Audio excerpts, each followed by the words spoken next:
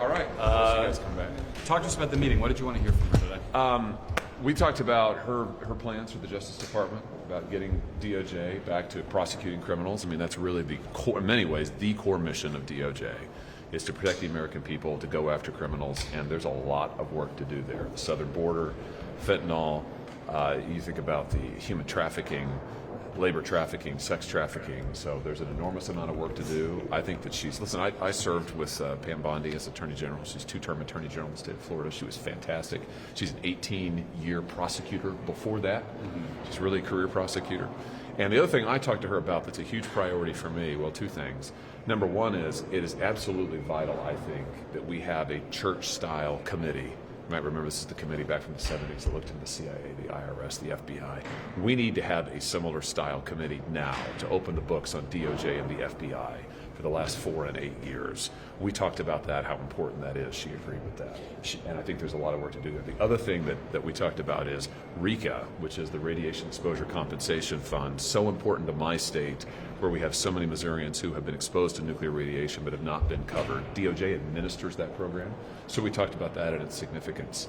And she understood that. I look forward to working with her. She was also Donald Trump's defense lawyer in one of his impeachment trials. What do you make of the criticism that as AG, she would be more Trump's attorney than the country's? You know, I would say this. She has a long record. She's not somebody you have to speculate about. She was 2 terms as Florida AG. She's 18 years as a prosecutor.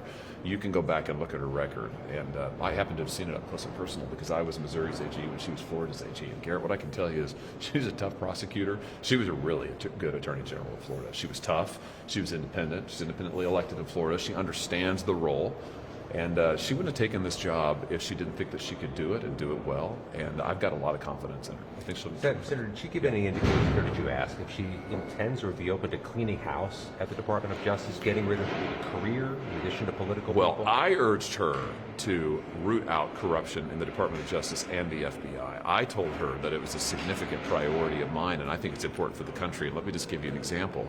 The FBI should not be sending SWAT teams to the homes of pro-lifers to terrorize them and their children in the early morning hours, as the FBI has done. The FBI should not be designating parents who go to school board meetings and ask about masks and curriculum as domestic terrorists, as this FBI has done. The FBI should not be trying to recruit spies into Catholic parishes, as this FBI has done.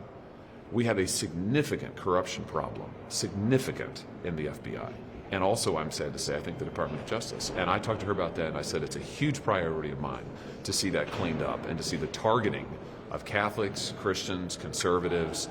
And listen, I could probably add journalists to that list, because let's not forget the number of times that the database, the Patriot Act era database, has been queried wrongly, including probably many of you standing here in this pool. That has got, all of that has got to stop. It has got to stop. Did and I think she understands name that. come up at all? We didn't talk about cash.